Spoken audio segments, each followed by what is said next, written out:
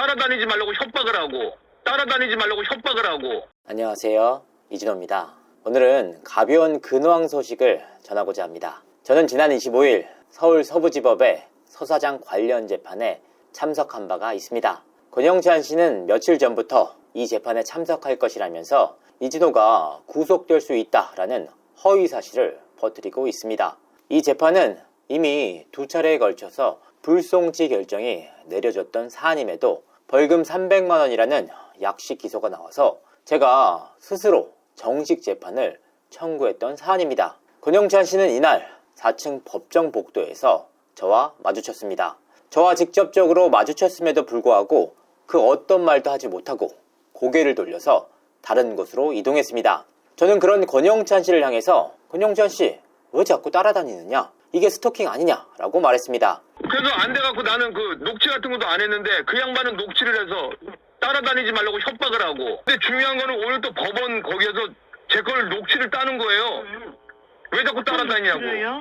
저보고 따라다니지 말라고. 이에 권영찬 씨는 이진호 씨 당신 때문에 여기에 온 게 아니다 라고 변명을 했습니다. 본인도 그 변명이 황당하다 라고 생각했는지 기자 신분으로 왔다, 취재하러 왔다 라고 말했습니다. 제가 어디 매체 기자냐 라고 물었더니 권영찬 씨는 그걸 왜 이진호 씨에게 말해야 하느냐 라고 답했습니다. 기자 신분으로 취재를 왔다면서도 본인이 어떤 매체인지조차 밝히지 못했다는 겁니다. 이후 본인이 직접 올린 영상에서는 비건뉴스 권영찬 기자라고 밝히셨던데, 비건뉴스 권영찬 기자입니다. 비건뉴스 권영찬 기자님? 네네네네. 비건뉴스 내에서 권영찬이라는 이름으로 쓴 기사가 단 한 건도 검색되지 않았습니다. 권영찬 씨 기자 사칭이 아닌지 의심이 드는 대목입니다. 서부지방법원에 공보판사실에 정식으로 요청하겠습니다. 이진호, 너 내가 기자로 있는지 몰랐지? 사실 권영찬 씨는 제가 김세론 씨에 대해서 7건의 영상을 올렸다면서 그녀를 괴롭혔다는 주장을 펼치고 있습니다. 그런데 정작 본인은 지난 3년 동안 매일같이 저에 대한 영상을 올리고 있습니다. 그 영상만 최소 500여 편이 넘어갑니다. 권영찬 씨는 제게 얼마만큼의 괴롭힘을 가하고 있는 것인지 묻고 싶습니다. 더 웃긴 건 알아요? 내가 그거를 녹취를 틀어줄 거야. 더 거기 땡땡 병원 직원이 내가 카드가 없다고 해서 돈 많이 들고 가야 돼요. 근데 우리 애 아픈데 우리 애가 거버렸어요. 좀 연기를 했죠. 그랬더니 아유 100만 원이면 100만 원이면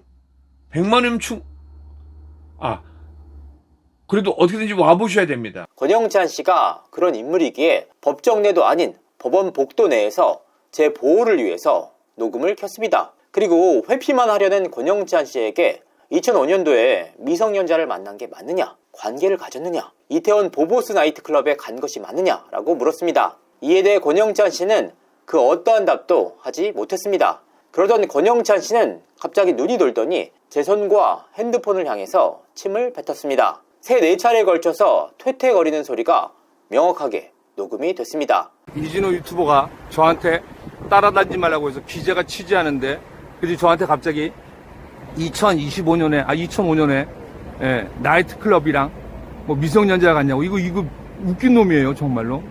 그래서 내가 퇴퇴퇴.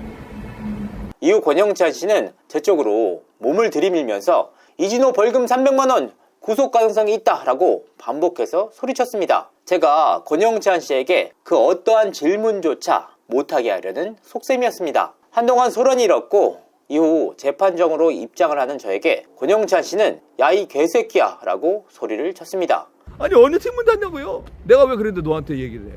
칵씨. 제가 이진호 귀에다 뭐라고 하는지 아세요? 네. 당시 제 변호사들도 모두 들었던 모욕적 발언이었습니다. 저는 단순히 권영찬 씨 본인 의혹에 대해서 질문만 했을 뿐인데 어지간히 화가 나셨나 봅니다. 제 재판은 증인 신청 등을 조율하면서 10분에서 15분 만에 종료가 됐습니다. 하지만 방청석에 들어온 권영찬 씨는 갑자기 손을 들더니 재판장님 드릴 말씀이 있습니다 라고 소리쳤습니다. 이에 재판장님은 변호사와 검사 이외에는 발언권이 없다라고 단호하게 선을 그었습니다. 하지만 권영찬 씨는 이진호 씨가 본인과의 대화를 녹음했다라고 소리쳤습니다. 판사님 발언 기회 주십시오 했더니 변호사나 검사위원 발언 기회 없다고 해서 그래서 경위한테 얘기했더니 경위는 그거 확인해서 지워달라고 했더니 경위는 또 나보고 탄원서 내라고. 그게 말이나 됩니까? 이에 재판장님은 한 번만 더 소란을 피우면 퇴정시키겠다라고 권영찬 씨에게 경고를 했습니다. 아니 이게 법원 난동이 아니면 무엇인지 진심으로 묻고 싶습니다. 법원 복도에서 제 스스로를 지키기 위해서 스토킹하듯 따라오는 권영찬 씨의 말을 녹음한 것이 대체 뭐가 문제인지 묻고 싶습니다. 권영찬 씨는 이 녹취가 공개될까 참으로 두려우신 것 같습니다. 대체 권영찬 씨에게는 2005년 배너호텔에서 무슨 일이 있었길래 이렇게 발작을 하시는 건지 궁금합니다. 아마도 떳떳하게 사시지 못하셨나 봅니다. 재판이 끝난 이후 제 지인이 법원 정문 쪽으로 차를 몰고 들어와서 저를 픽업해줬습니다. 그런데 이를 두고도 권영찬 씨는 서부지법이 이진호에게 특혜를 줬다라고 주장하고 있습니다. 권영찬 씨 2005년 보보스 나이트클럽을 거쳐서 한 호텔에 가셨죠. 그 호텔이 만실이라 추가적으로 배너호텔을 찾으신 거 아닙니까? 그리고 권영찬 씨와 함께 호텔에 갔던 여성이 당시 민법상으로 미성년자가 맞지 않습니까? 당시 권영찬 씨에게는 결혼까지 앞둔 약혼녀가 있는 상태였는데도 말입니다. 당시 위장 이혼으로 인해서 싱글남인 상태셨죠.